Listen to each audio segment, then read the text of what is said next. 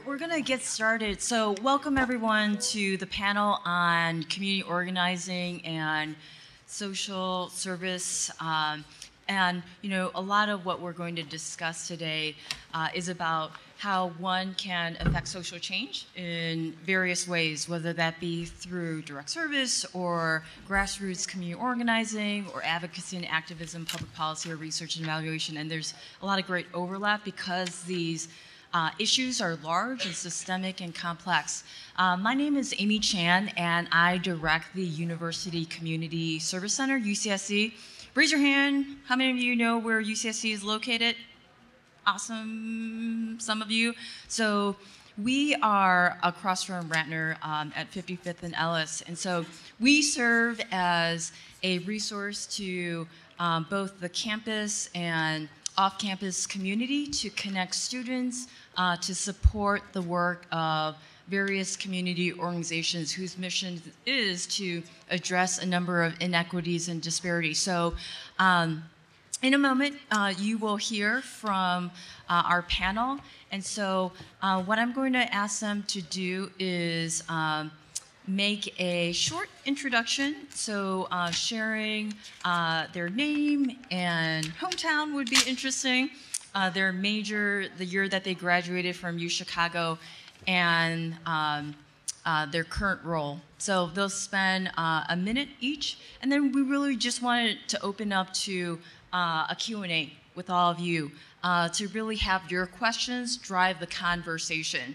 And so on page 6 of your Taking the Next Step booklet, there's some suggested questions to get us all started, but I'm sure you have tons of questions based on who is represented on this panel.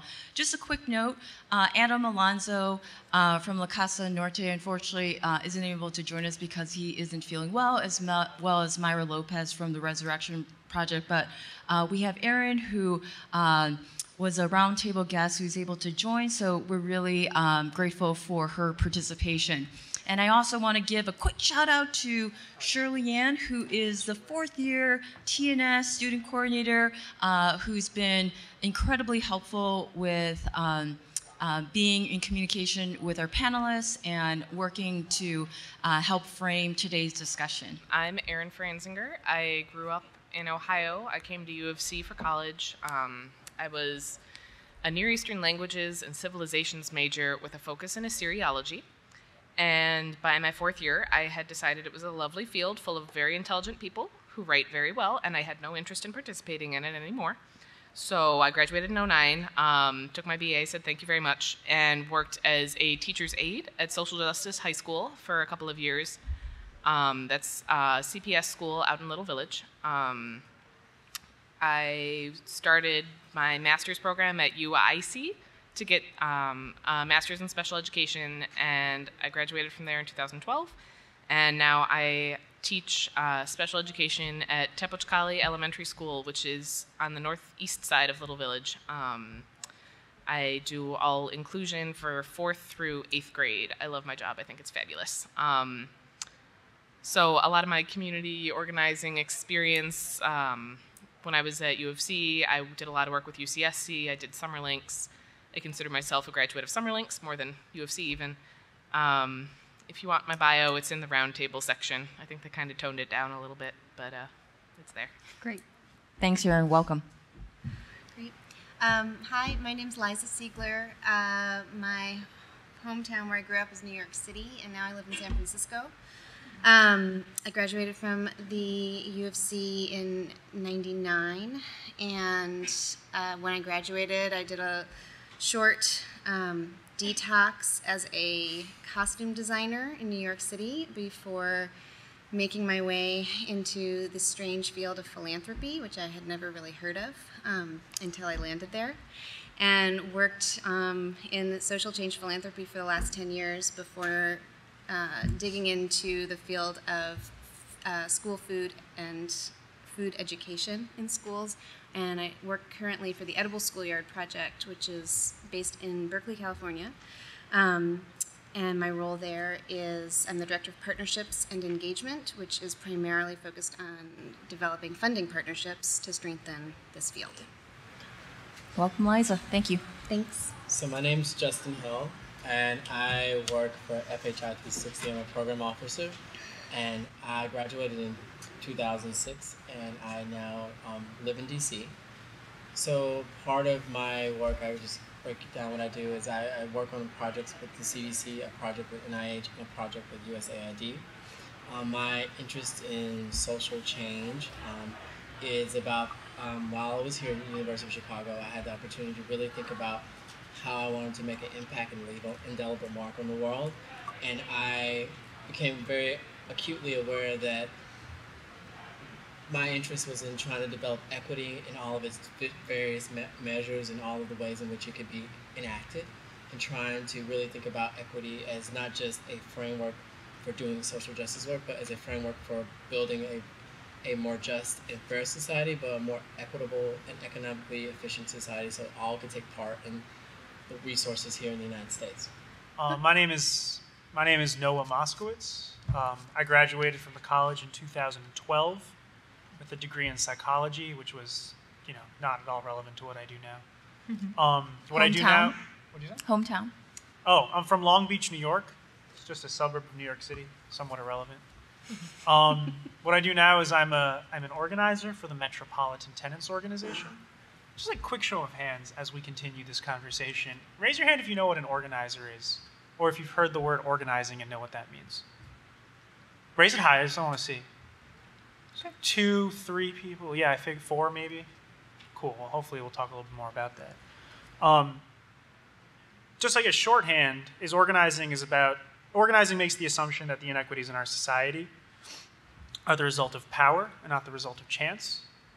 And organizing is about building power among people who are marginalized to make the society more equal, fair, whatever.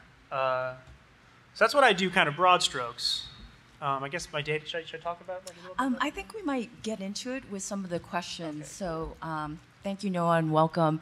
And again, appreciate all of the panelists joining us to offer that diversity of perspectives. And, we have various graduating years, so that also might lend itself to some interesting questions from all of you as far as like how that UChicago experience might have led them to where they are now based on the times and the issues that still exist in society. So the only thing I want the panelists to be mindful of is just airtime, because I'm sure that each one of you could speak for the entire hour.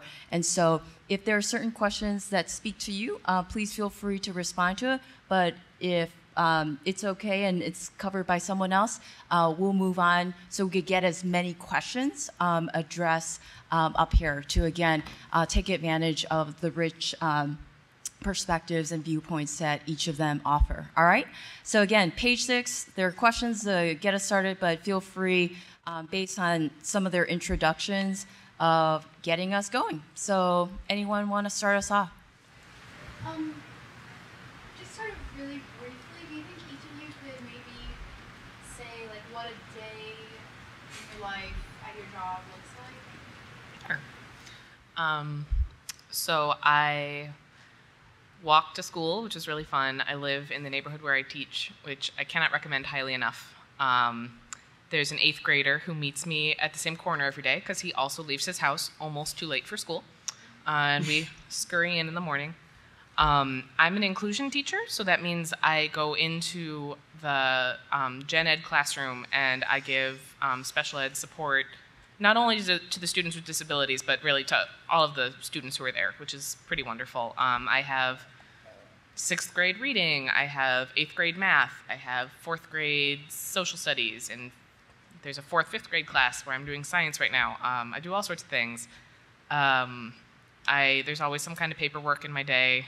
Writing a lot of documentation in special ed is unfortunate, but reality. There's meetings. I meet with my co-teachers to plan what we're doing. I meet with kids. I teach an after-school program, which is super, super fun. Occasionally, I'll do a parent phone call or meet with a parent at school, all kinds of things. I do a bit of organizing with the Chicago Teachers Union, although I'm not as active in that as I would like to be, because the meetings are all on the same night as my after-school program. But go home, drink wine. It's an important part of my day. Off we go. All right, day in the life. Yeah, I wake up and get a 3-year-old and a 7-year-old organized out the door to their respective schools for 10 hours, and then I commute. And what I want to say about that is it's a schlep, and I would resent my long commute and the time away from my kids if I didn't like my job so much. So what's great about my job is it changes every day. I'm not doing the same thing every day at all.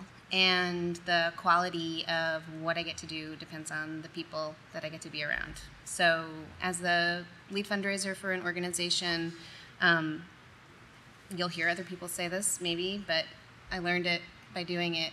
My primary responsibility in the organization, not that the organization's primary responsibility, but my role in the organization is to think about our community of support. So what that means is I need to be able to really know what our program is about and how we do it and the lives that it touches and the change that we create as an organization. And then I need to be able to be in communication to translate and to bridge the connection between the community of donors, foundations, people who hear about us and get really excited and how can they get involved, the sort of gamut of the larger support base without which this work would not happen. So that takes the form of, I'm sure you can all imagine, writing lots of grants, writing emails to try to get meetings with people, pitching, persuading, being charming, all of those things to really enlarge the pot. So I'm going to try to be innovative right now. I'm going to say that 70% of my days is dedicated to work that inspires and pushes me and drives me. So a typical day, I'm responsible for community engagement in 6 cities for the CDC's campaign. So I call community partners and we organize around the different events they're doing to really try to drive up HIV testing among a demographic of people. Like when you look at STD rates are heavily impacted, which are Black gay men. So that's something that's near and dear to my heart because I've lost friends to HIV. So that's one great thing. And then I also get the opportunity to work on a USAID case study where I'm learning about how our work in building out these sustainable models and trainings for in-country organizations to get them to be able to stand up on their own and to do the kind of grants making that she's talking about and being able to make those connections and have the infrastructure to maintain themselves impacts the work that we're doing. So I get to write case studies about that, or I'm working on one case study. And then I get to also have the opportunity to work on building this communication and creating this idea of we're talking about clinical trials, and a lot of people, when they hear nomenclature, they get tuned out. We're trying to create vital ways to communicate the importance of NIH's work around clinical trials, the importance of having different diverse people in those spaces and taking part in that, just because we know that the drugs that we use impact different communities differently. And so I get to see the impact that I'm doing in the lives of people, and I get to have that hands-on experience, and I think it's wonderful and it's very important. And then the 30% of my day, which is about me, and I think mental health. And for me, I think when we talk about balance, and this is just my own personal spill, that you should think about when you do the work that you want to do, what are you willing to sacrifice? For me, I couldn't be happy with a 50% work and a 50% life. I want to go hard at work. I want to change the world, right? And so it's got to be 70-30, so that's one thing. And so the 30%, I make sure I have fun. I go rock climbing. I like to run. I run 14 miles every Saturday, except for when it snows and it's the polar vortex. But yeah, just making sure you that's my work-life balance, if that's what you're asking. I have no work-life balance. Well, it's because I have no life. So let's see. My typical day will start between 9 and 10 a.m. When I wake up, because one of the people I work with have called me on my cell phone. So they'll wake me up. We'll talk about something, usually some component of the campaign. Sometimes it's important, sometimes it's completely ridiculous. So we'll have that conversation. Then I'll go back to sleep or head into the office. And then basically, like, once I'm in the office, so I should say that I'm rarely in the office, right? Like, there's no reason that I need to be there, aside from, and this is important, like access to printers. But the majority of the work does not happen in the office. The majority of the work happens in face-to-face conversations with people, individuals with groups of people, that kind of thing.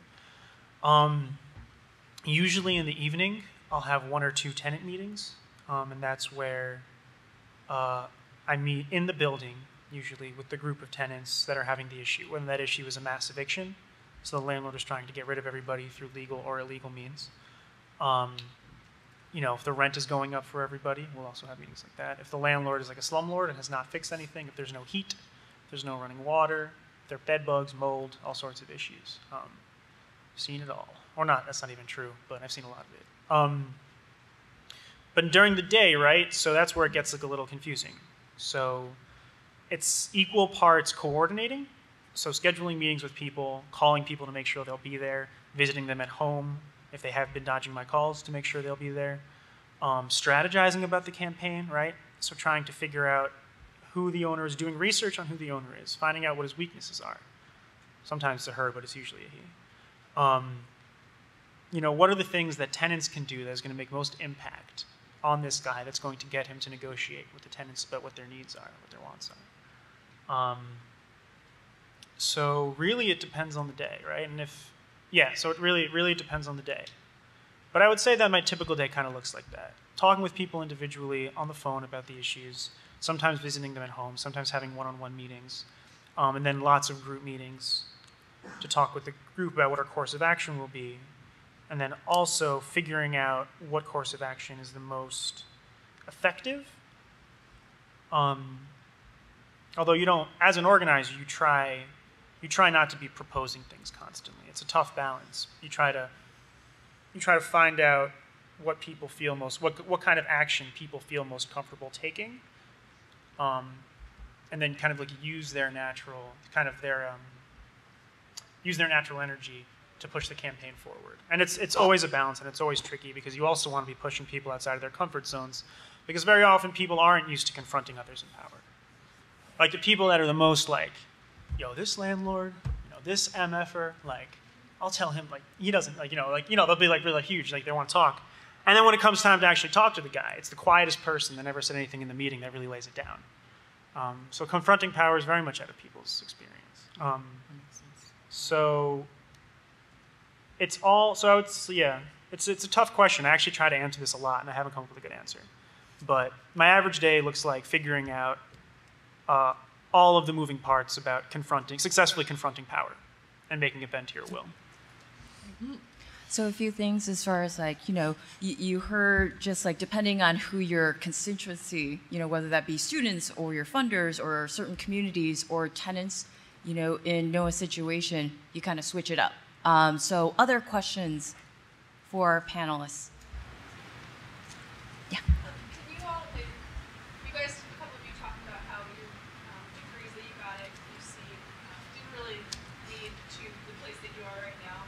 Can you all kind of talk about paths from UChicago onward? Sure. So I did the Summer Links program in between my second and third year. And then between my third and fourth year, I was a coordinator for that program. If you haven't heard of it, it's something that the UCSC has run in the past. Not sure if it's still? Yes. Still? Okay. It's basically social justice internships over the summer. It's kind of like Public Allies, but for undergraduates over the summer.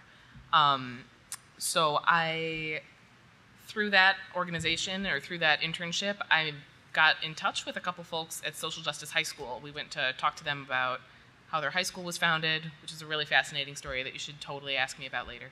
And I just was so inspired by what was going on there that I went up to the teacher at the end of meeting her at the end of that summer, between third and fourth year, and I said, can I just come be in your classroom sometimes? And for some reason, she said yes.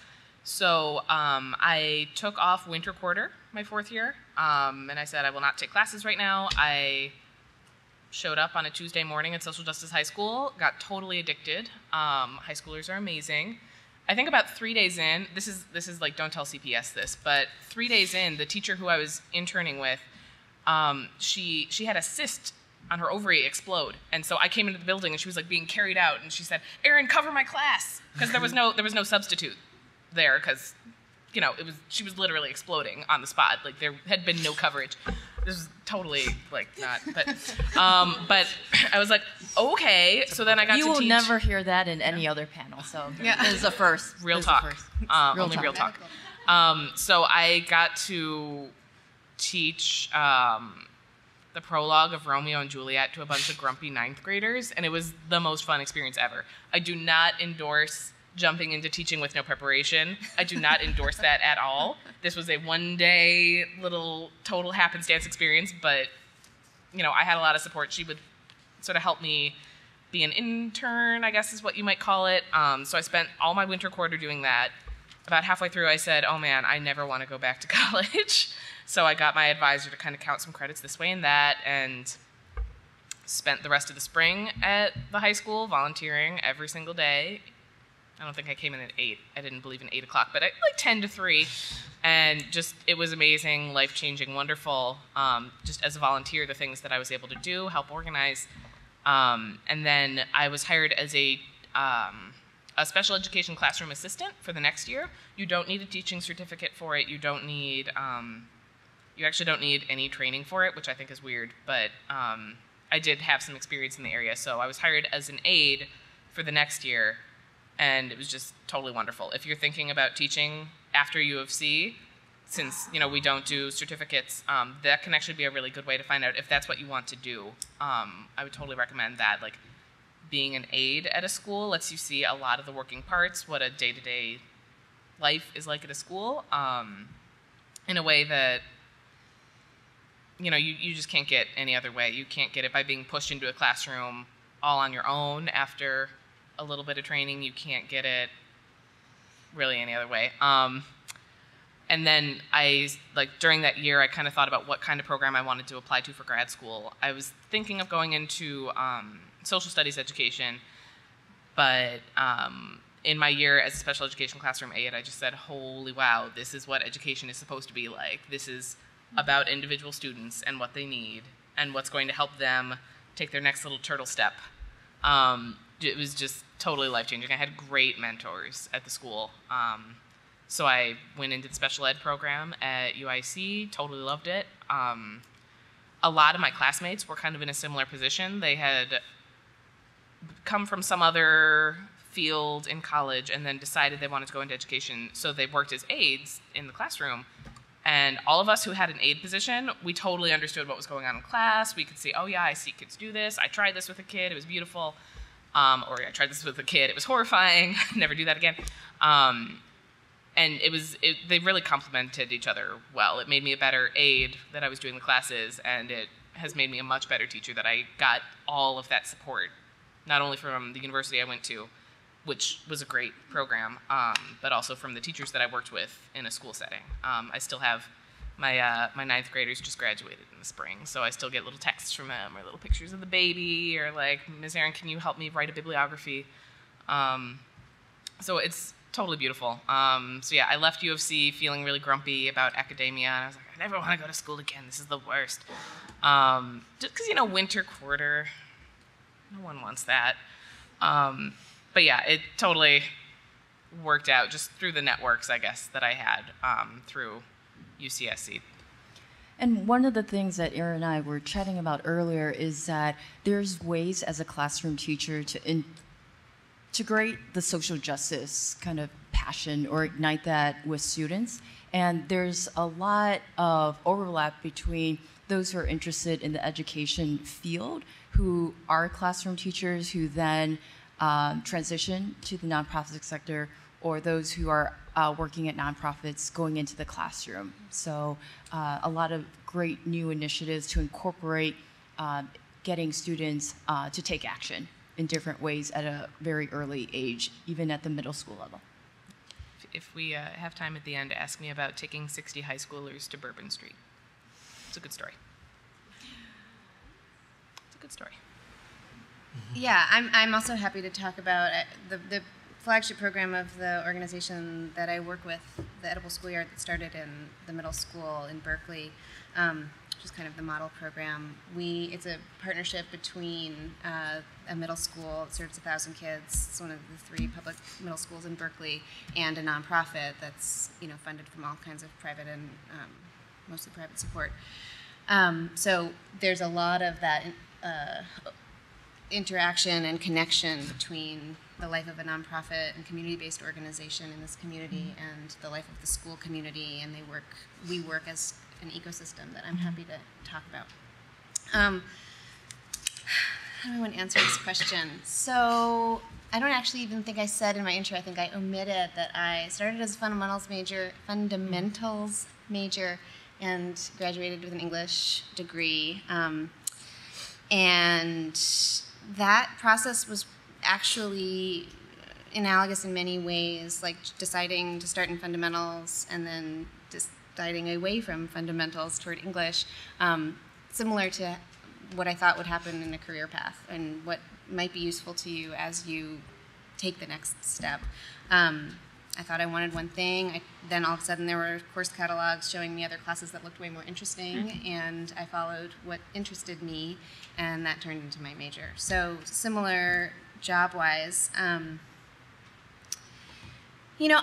think what I would say, you asked, your question was what prepared me at the OC for Just kind of, I guess, your path from the path. starting at UC. Yeah. I think the University of Chicago made me think really hard about what kind of person I wanted to be in the world. So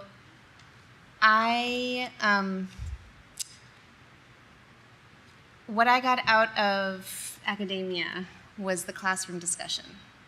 I wouldn't say hated. I mean, I really enjoy writing, and I do a lot of writing now. But the blank screen with me in a library, staring at a blank screen and being, tasked with producing new knowledge myself for, the history of academic interest and textual analysis, was not what I enjoyed the most. What I enjoyed was hearing other people's ideas and being in conversations that where I could hear different points of view.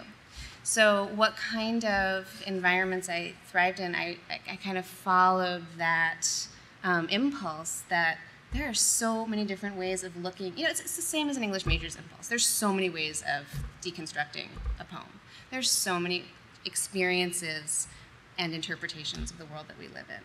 So how did I, what can I do to really understand what what people's lived experiences are and where there are moral incongruities between the society that we say we want to live in and the society that we're living in? How can I be part of transforming those realities into a more positive result? So the first experience I had was working in theater. You can make up any world you want to live in when you work on a crew and you produce a play, and everybody has their different parts, and the whole is greater than the sum of them, right?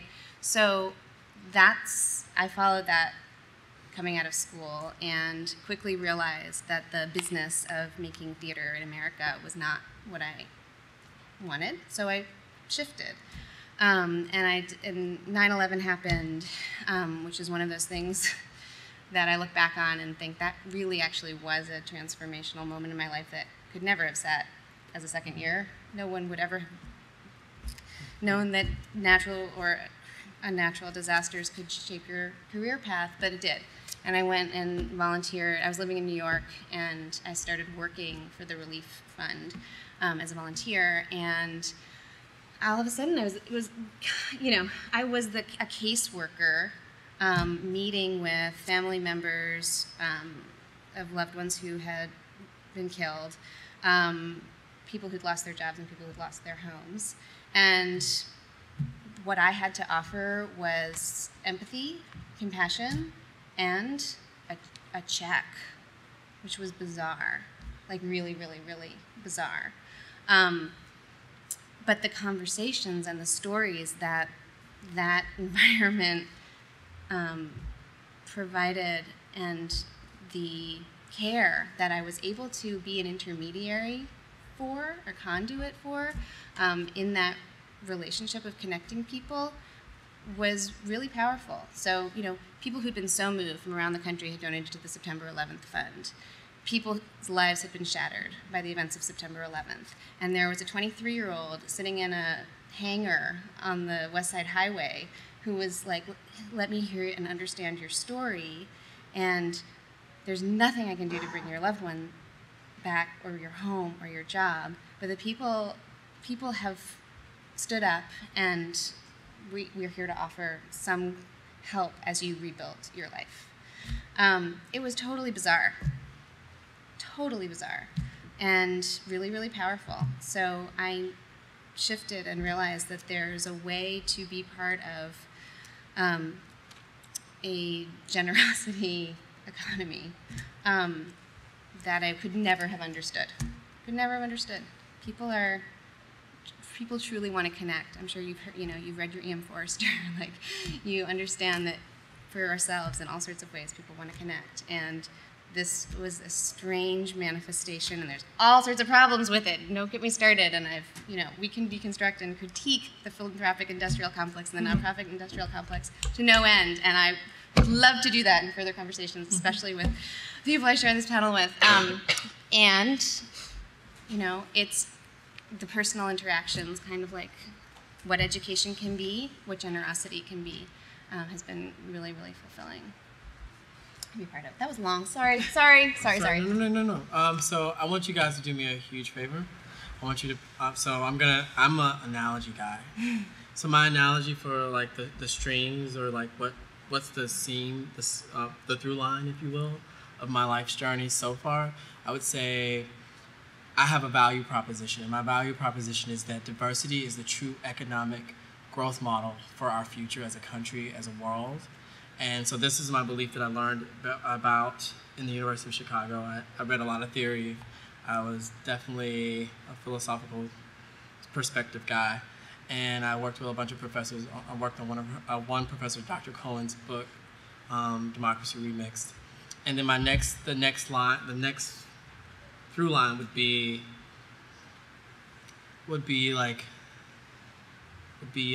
change, and like measurable change. So I want you to follow that. I'm a bullet guy. So here we go. So 2005, I got my human rights. So I got to the University of Chicago. I'm from Memphis, Tennessee. I was blown away by the dynamism that I met in terms of my college dorm people. I met these people who were very invested in their interest. And I've always been someone who was very clear about my commitment to learning. And I think that's one of the reasons why I chose the University of Chicago. So that's point one.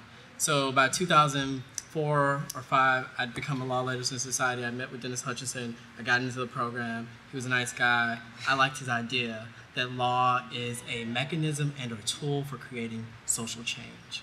And so when I was little, social change or law or being a lawyer was this grand gesture around how do I change the world, how do I make things better. And then as I took a class from Joel Rosenberg, his class, he basically wrote a book talking about how the law isn't sufficient. And then when I read his book, it was transformative because the law isn't.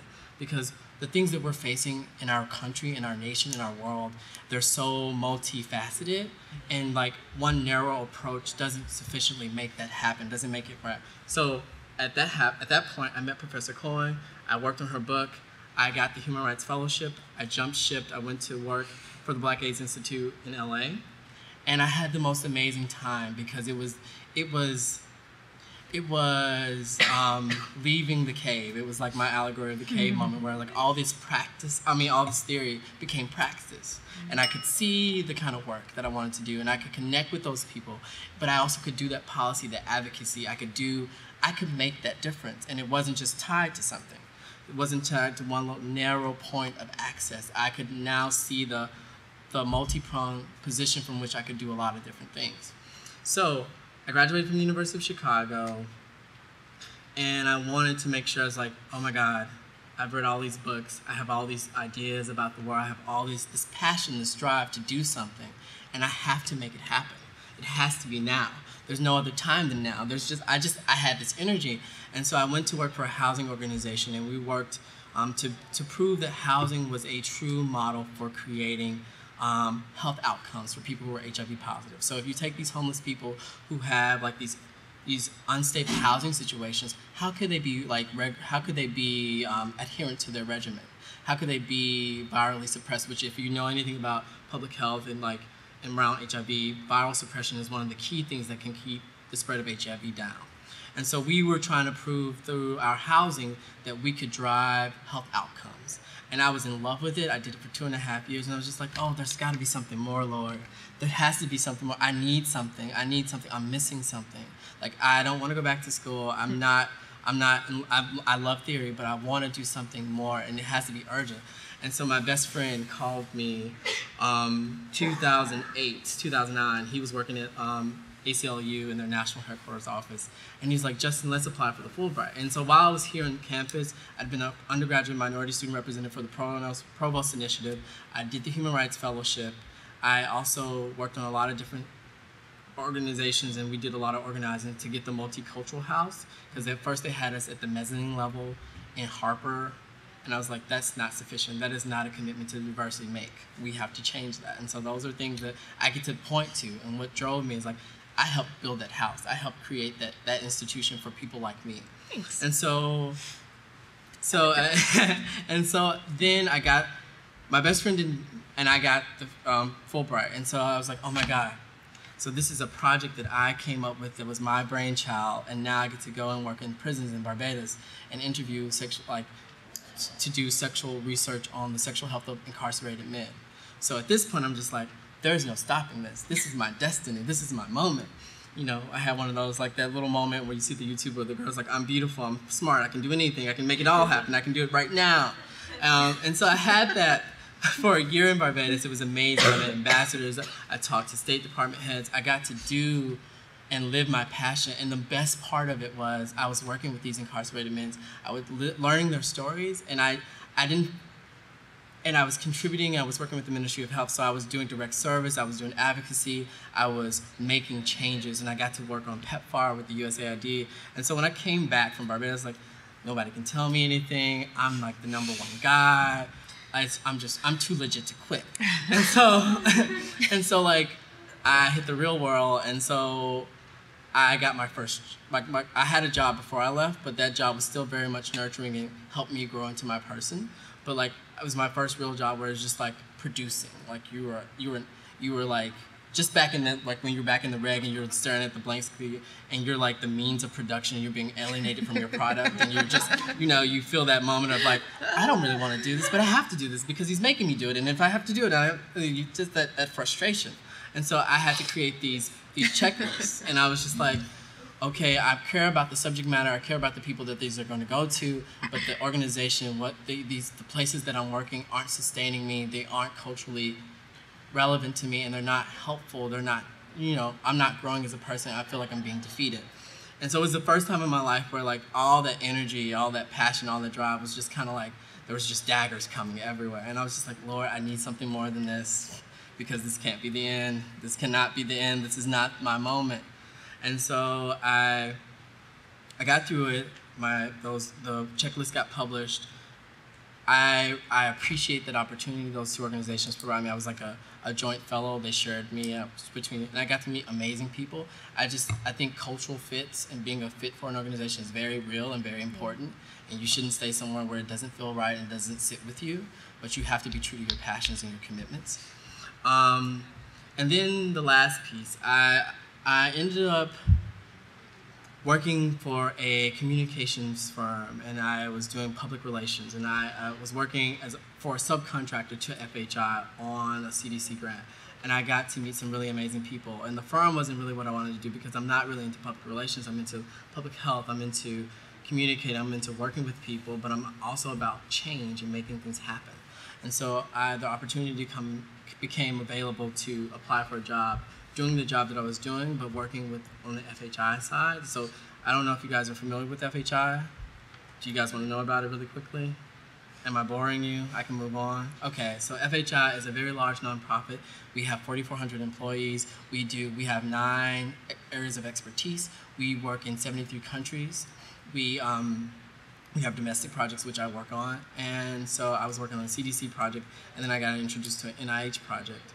And it was just, and where I am right now, I feel very much at home, and I have a great, wonderful team of people, and I'm learning, and I'm meeting the people I used to read about while I was here, and working with them and having that opportunity. So I was just saying that would be those 2 through lines. What were they again, guys? What was the 2 lines? Did you remember? Oh, you lost it? You lost it? No, she can't answer. You guys have to. Come on. Yeah, okay, diversity. I'll let you get by with that. Okay, so that's how it happened. Okay. Yeah. I'm 23, so mine's going to be a lot shorter. Right? It's not that much there. So yeah, my major wasn't relevant. I was interested in language and music, so I was doing a psych degree for a while. Then I remember I read this article in Al Jazeera about the Rwandan genocide and how basically some report, this little known report, but it was done by the UN, had found that if the UN had committed 1,500 soldiers or something, that they would have prevented hundreds of thousands of people from dying. It was something crazy like that. And that kind of solidified this notion that I had for a while that the issues in our world are not scarcity, right? In an econ class, they tell you it's scarcity, that there's never enough resources for all the people that exist, right? I don't know that that's true. Maybe those resources are just poorly distributed, right? Maybe if you committed 1,500 more people, we would have saved 500,000 lives, So that's one of the things that kind of put me on this path. So I did this. Have you guys heard of the Southside Free Music Program? Is that familiar to anybody here?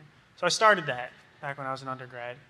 By the time I was a third year, it was 6 hours of work a day. It was ridiculous trying to go to school. I wasn't getting paid for it. And I burned out super hardcore, third year. So that was 2011. So I burned out super hardcore in 2011. And that was, 3 or 4 years after the financial crisis? But it was it was right around the time that the left got its act together and started asking really important questions about wait, what happened here? Why did the banks get bailed out? How much money did we really spend on that, and how much went to CEO bonuses? So I don't know if you guys have ever ventured to Woodlawn or Washington Park, but the schools are pretty crappy, and they're horribly underfunded, just terribly so. So I was like doing this ridiculous program, funneling like wide-eyed UFC kids into some of these schools. No offense, you're worth it. But I was getting super burned out doing it, and I kind of made this connection. Like, why am I giving so much of myself when I didn't make this mess? You know, it wasn't my decision to defund, like, you know, the CPS by tens of millions of dollars, or is it hundreds of millions? Well, it depends who you ask. Okay. There was some report in 2008 that was like the CPS needs like $200 million more than it has. Right? It wasn't my decision. It's $1 billion deficit now if you ask the board. Yeah. So it wasn't my decision to like, you know, I'm not Lehman Brothers, I'm not Goldman Sachs. I didn't make all these horrible decisions. So why am I trying to clean up their mess? So that's what I realized, and I was like, well, you know, I'm not ever going to get burned out or this stressed out trying to clean up someone else's mess ever again, right? Like if I do, it's going to be making sure that they can never make that kind of mess ever again. So I had kind of like decided that I wanted to fight back, that there was an imbalance here, that there were bad people doing bad things, and I wanted to stop them from doing that. So I applied for Summerlinks, which was run at the time by Trudy Longendorf, like a brilliant mentor, just like, you know, a great person in every way. And I started working for Metropolitan Tenants Organization as an intern. And there it was like fighting back every goddamn day. I came to learn now as I work there that the way they fought back was like incredibly disorganized and inefficient, but that's a different conversation. Also related to the nonprofit industrial complex that Lisa mentioned, which is a real thing, all of you people that want to work at nonprofits. Do you really think they're just going to give you money to do great things? Anyway, so... where was I at? So I did that internship. I loved it. I really did. And Trudy was a great mentor throughout. And then when I graduated, the nonprofit happened to have a job opening, and they knew me, and I got it. And that's how I started doing this job. Just one quick thing before Did you want to ask? You're asking in general, right? Okay. That does not mean that if you get an internship or if you volunteer, you will get a job after college. Okay. Like the job market is really bad. You might not get a job doing something you're passionate about. You should try like hell to, because of what Justin said. You want to be going, as hard as you can. But, even if you don't get a job doing what you love, so you should still do what you love. You should still find a way to make it work. Do any of you guys have kids? Life gets a lot harder when you have kids. I know that from like a lot of my coworkers. So if you can like focus on what you're passionate now, do it. Just definitely do it. So I think a lot of great information came out of that one question that might have answered 12 other questions. So we have 25 minutes left. So anything that hasn't been shared yet that you would really love to get some insight on? And panelists, if you could keep it brief, that would be great. And not all four of you need to answer, just so we could get more questions out there. Yes. Okay. So what I'm noticing, what I'm pulling from any career in social service or community organizing is that it is a deeply emotional type of work. So I think that's kind of what I got from you, Justin, and Eliza, how you are not only just working, but you're personally invested. So I wanted to ask about the personal balance, emotionally, like what is this different, like how do you balance your own personal investment, but how do you go home from work knowing that in your job you're so committed to finding housing so that people with HIV and AIDS, how do you separate yourself from it when you're in a line of work that is so deeply personal and you're so emotionally invested? How do you balance that? Who wants to take that? Justin? Liza? So I readily admit that I am not the balanced person. I said 70-30. I think when I was emphasizing passion, I want to be very clear that I'm also emphasizing wellness. So I think you have to take care of yourself. And so that 30%, I also go hard and I go to the gym at least an hour and a half a day, at least 4 times a week. I make sure that on my weekends, I do something that's just for me. Like I go horseback riding, or I'll take trips with friends to the Shenandoah Valley. I think I want to be also clear that it's not just about passion, it's about what your calling is, right? So I worked in housing and I did direct service, and those stories and working with people through drug addiction, watching families get destroyed, having to call DCFS wasn't for me. I now realize I want to do policy and advocacy work. I want to make sure things happen so we can avoid situations like that, but being there might be not.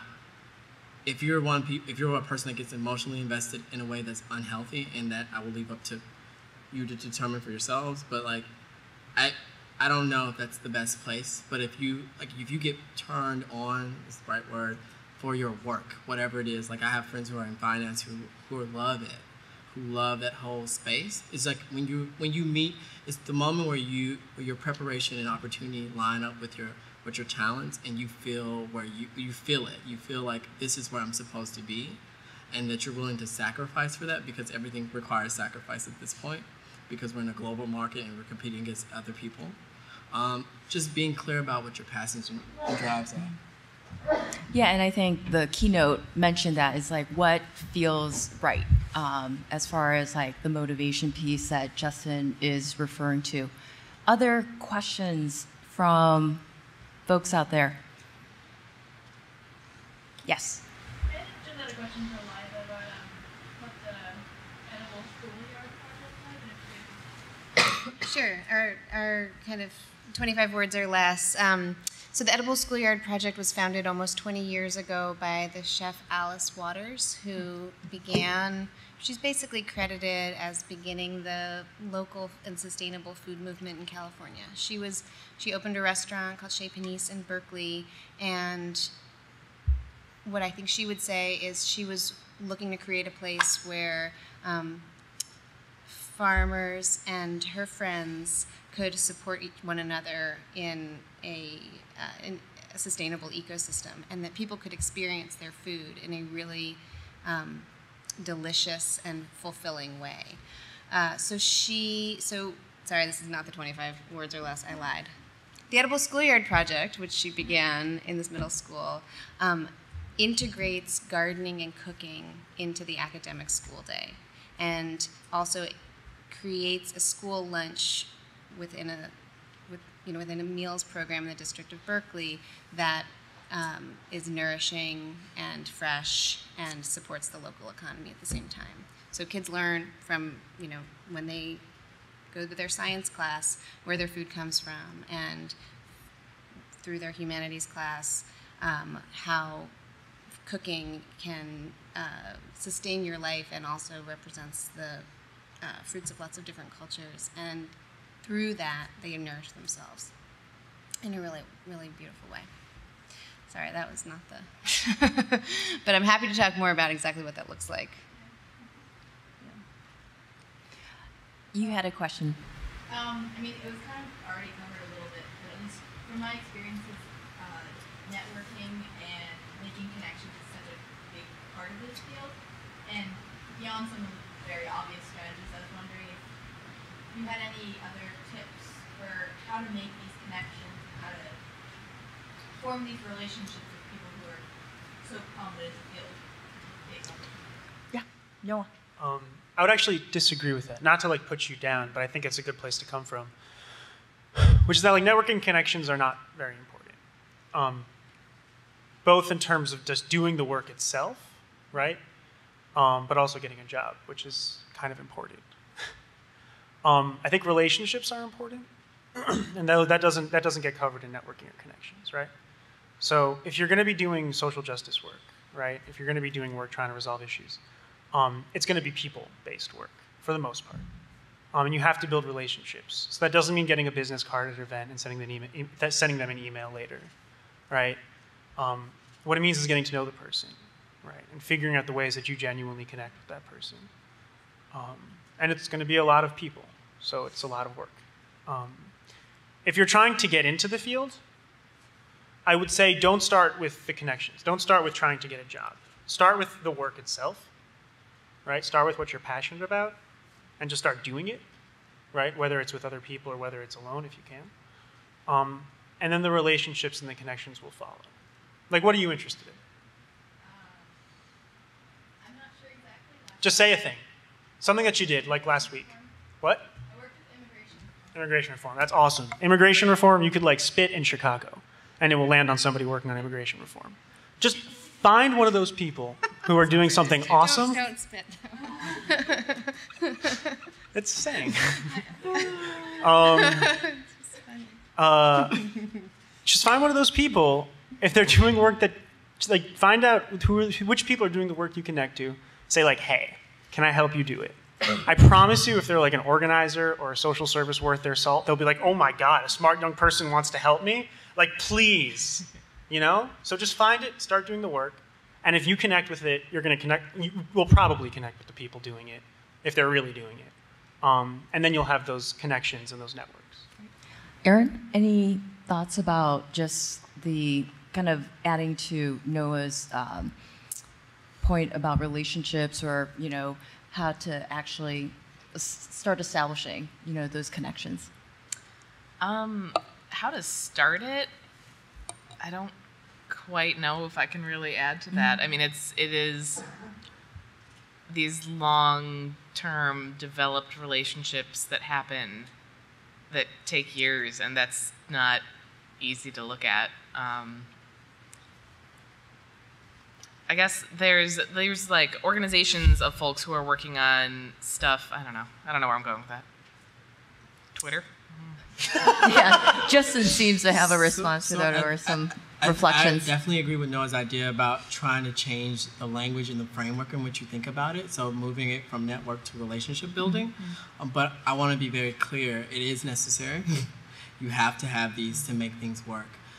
So what I would say is, when you are building relationships, you want that synergy between your passions and what you're interested in, because it's something that you want to move forward because you actually share something. You have a connection. And so for an example, my Fulbright came out of the fact that I was at Black AIDS Institute and I was chosen to be an international rapporteur at the International AIDS Conference, and I met the senior policy or the senior officer of the Ministry of Health in Barbados. And when I couldn't like my French wasn't strong enough and my Portuguese wasn't strong enough, so I couldn't do it in Brazil or in like Morocco where I wanted to. I realized I had a connection and a relationship that I was been working on for the last few years in Barbados. So you have to build it, and it has to have some kind of connectivity. There has to be a point of interest that you share with that person, I would hope. Yeah. I think also, I mean, you're all curious. I mean, I think people want to be around people who are curious about what they're doing. And it surprises me, I think I said this in the panel, in the lunch thing, how many, people, young people, old people, whatever, that I meet in networking or whatever, who just want to talk. They don't want to listen. And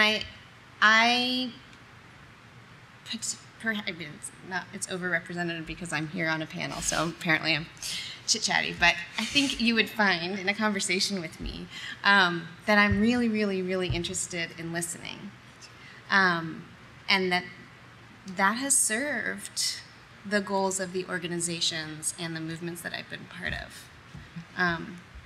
That's my style, and it's a component of what I think is valuable in this field. This one's more towards Hannah. In the work we do, how do you get the clients to buy into what you are doing?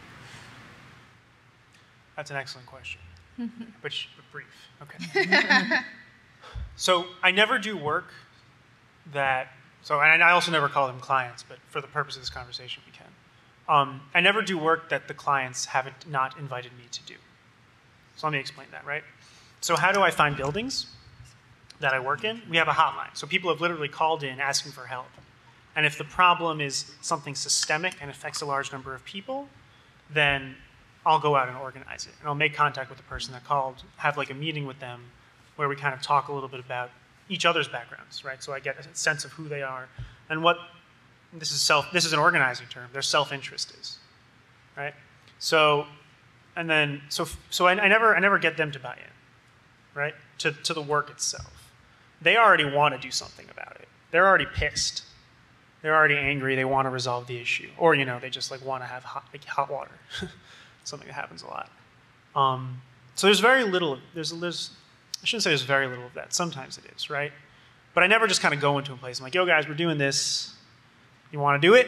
Like a lot of really crappy community organizations do that. That's never what you should be doing. The goal is to find out what people are angry about, what they need, what the issues are, what the demand is. Sure. Self-interest, different fields, same word, same meaning. And then what you bring, right, is like experience in organizing, right, and how to get people involved in something, an understanding of how the systems of power work, so how you can defeat those systems with the people that you're organizing.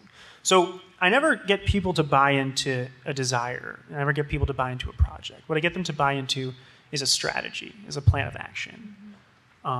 Although, and again, I do try my best to have people generate their own plans of action and their own strategies, if at all possible. And depending on the complexity of the situation, that can change. Does that help a little bit?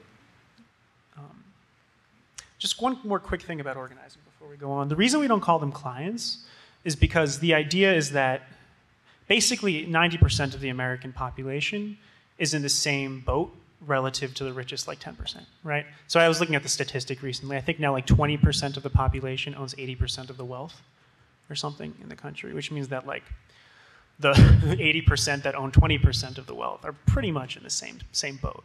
So if I'm an organizer, right, I might go into like Washington Park in like, a 50-unit building that has no heat and organize tenants there against the landlord. But then I expect those tenants to come back and help me one day when my landlord's trying to kick me out, which has happened in the past, right? So we try to dissolve this distinction and that we're all people with the same struggle. There are significant gradations in that struggle, right? Race just automatically causes gradations without any other topic. But when you zoom out far enough, you start to see much, much, much more huge differences between the wealthiest people in our society and then like middle class down to poor people. So I don't call them clients for that reason, because we should be seeing each other as allies, as members of the same community. Thanks. So we have time for a couple more questions. So anything, again, that has not already been covered of things that might inform, things that you're considering as far as this arena of social change? Yes? Have there been times when perhaps the organization that you are working with has policies that you don't quite agree with? If so, how did you navigate that? Never happens. Story of my life. Yeah, so, how do you work, again, with things where it is in conflict with, again, maybe a different approach that you would take? So That is a really great question. Yeah. That is the guiding question of so much of the world. So if folks could respond briefly in your different arenas, because again, that's a great, huge question. I will do my best. Yeah. I make no promises. This is kind of a really unfortunate dichotomy of teaching that I have found is part of my day is spent fighting adults, and part of my day is spent teaching kids. Part of the fighting adults is things that my kids learn from, definitely. But a lot of it is really just grinding. The Illinois State Board of Education, who one might think would care about the education of students in Illinois, back in the fall by passing a law, tried to get rid of the special education class size limit. So that would mean that special education classes, which currently under federal law can be no larger than 15, would no longer have a class limit, and that students who get their services in the gen ed classroom, I'm not going to go into the ratios, but that you could basically fill up a classroom of students with disabilities and call it a gen ed room. This would end up in lots of teacher cuts, position cuts, program cuts, lack of services to kids, disruption for kids who already have disruption in their lives, just really damaging all around to kids. So they opened it up for public comment briefly in September, and people said, no, this is a horrible human rights violation, what is wrong with you? So they closed it down. Well, they didn't close it down, they just stuck a little pin in it. They opened it up again on Friday, and they're voting next week, and there's no public comment period. So if you would like, please email the Board of Ed and tell them that they have a choice to not violate people's human rights. But, that's what I had to spend my time doing on Friday. I didn't get to lesson plan for next week because I had to, organize people to, how are we going to contact the Board of Education, which has made it very clear that they're not interested in what we have to say. I had to spend time doing that? Really? I have things to do. So that kind of thing can be very frustrating. CPS has all kinds of mandates which are made by people who have no idea what's good for kids. Sometimes I think hurting kids on purpose for really nefarious purposes. So a lot of my job has to be deciding, how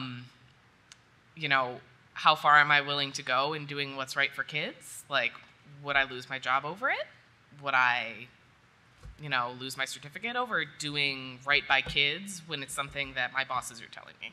I'm really, really lucky at the school that I'm at now. I have a principal who's extremely supportive, very experienced in CPS. She's great with the kids, she's great with the teachers, she's great with the community, the parents, and she's got enough experience in CPS to be able to block a lot of the harmful CPS policies from us.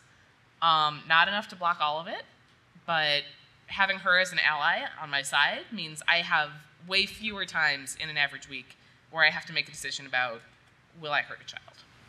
I'll try to be brief. So I'm going to answer the question a little differently, and I think it also kind of gets at Chloe, yeah? This question about balance.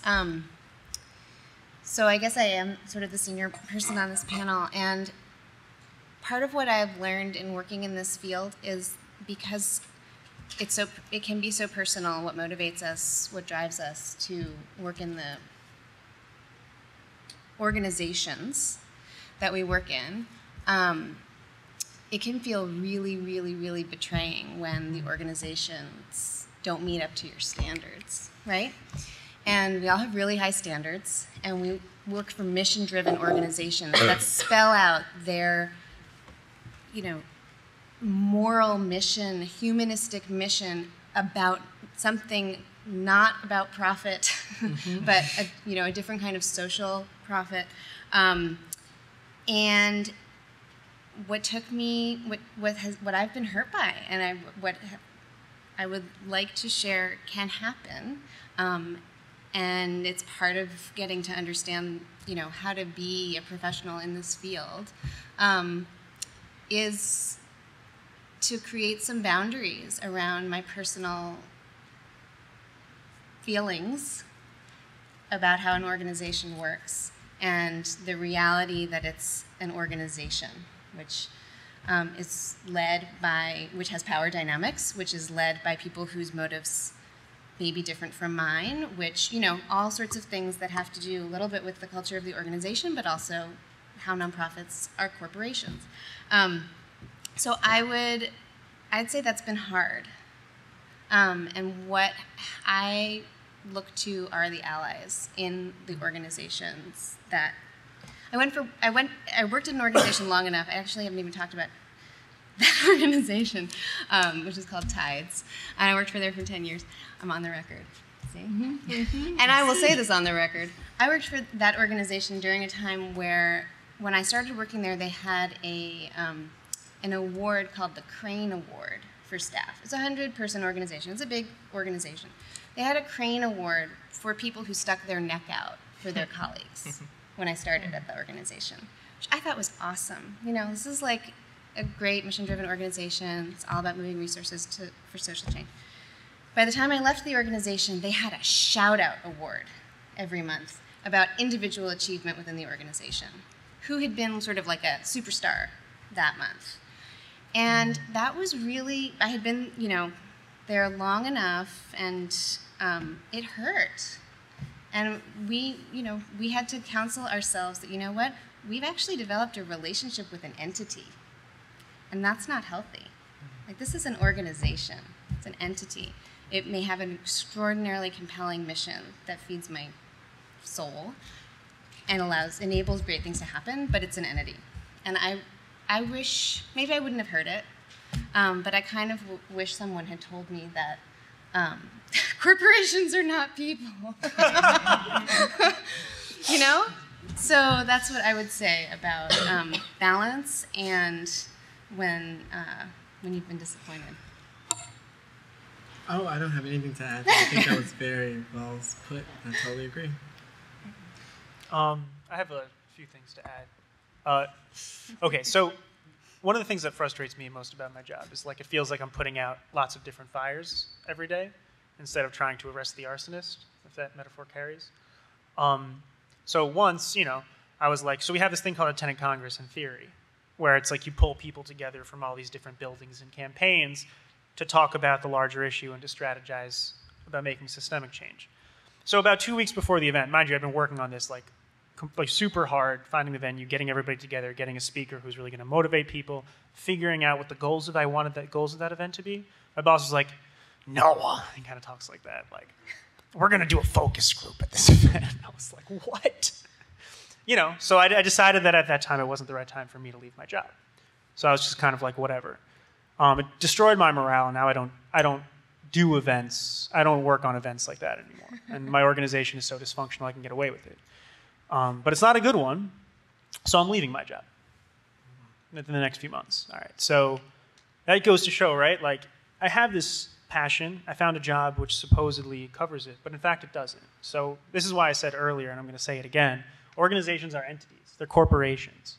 Your job, jobs, as we have them, are not are not defined in our society as things which improve people's lives. They're how you make profits for a corporation. Our society has evolved a little bit, so now jobs take on more of a distinct role, but really what they are is ways to make profits for somebody else. So it's possible you're going to find a job that fits your passion. It's likely that you won't. And I think it's important for us to realize that we're human beings and our passions are what are most important. And that if you disagree with what your organization's doing, what your corporation's doing, then you should try and change it. Corporations are systems like any others, and you can change systems. But if you can't, it's time to find a better fit, or it's time to find out how you can follow your passions. Thank you. So we've reached the end of our time, and I just want to throw it back to all of you as far as maybe, one takeaway from what you heard from our panel today that might be helpful, or something new before you walked into this room where it's like, oh, I didn't realize that I will use kind of moving forward. So just a couple of folks to just offer key takeaway from what you heard. Yes. I think first of all, this field is not just an abstract thing, but it is an actual field of employment where you can have a job. That's really reassuring. Yes. So this is a professional field, and you could affect social change and be employed to make it happen. Other key takeaways or new knowledge that you gain from our time together?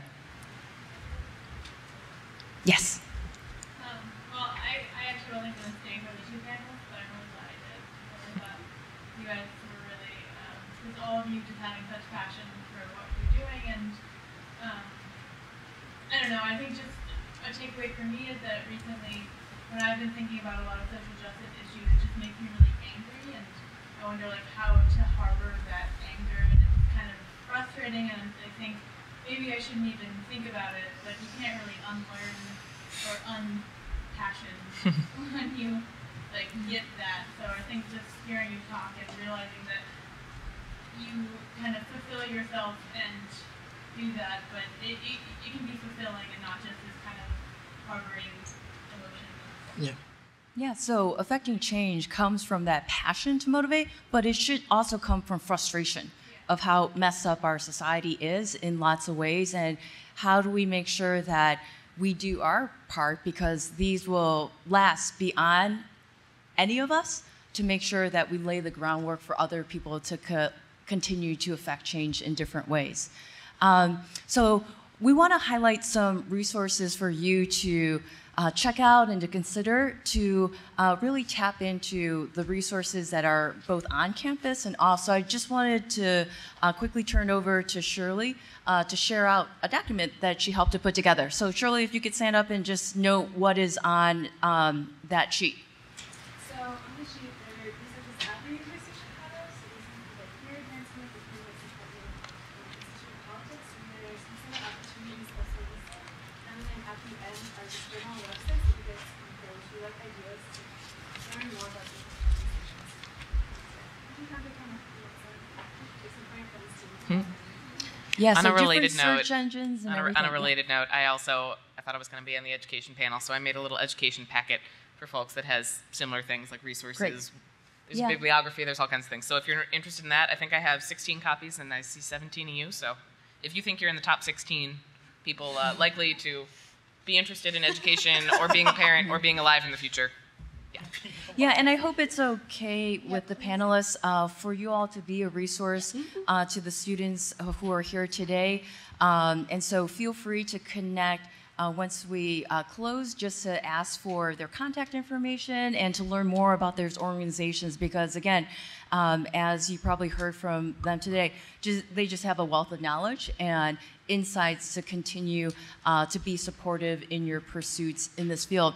I also want to highlight a couple of things of resources for the UCSC. So as Aaron mentioned, as well as Noah, we offer the Summer Links program to students who are committed to public service, community building, and social change. So it's a paid internship program, $4,000, 10 weeks over the summer. So there will be info sessions next week, next Tuesday, Wednesday, Thursday, Harper 1:30, and you'll get more information on that.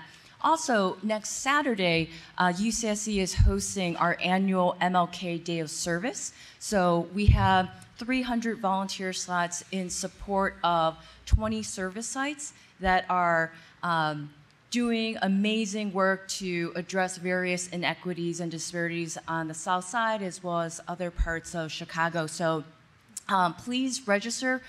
We already have more than 200 students signed up, and we are hoping that it's an amazing way to honor the legacy of Dr. King, but also to commemorate the 50th anniversary of the Civil Rights Act. So those are two very specific things that I want to just put on your radar. But please feel free anytime to come to the UCSC. We are made up of a staff team of 13 student staff, as well as 5 professional staff, and we would love to have conversations with you to hear from you what your passions are and how some of these volunteer and internship opportunities or these one-day engagements could help, expose you to other things, because it's about having the experience to have a reference point to then inform what speaks to you.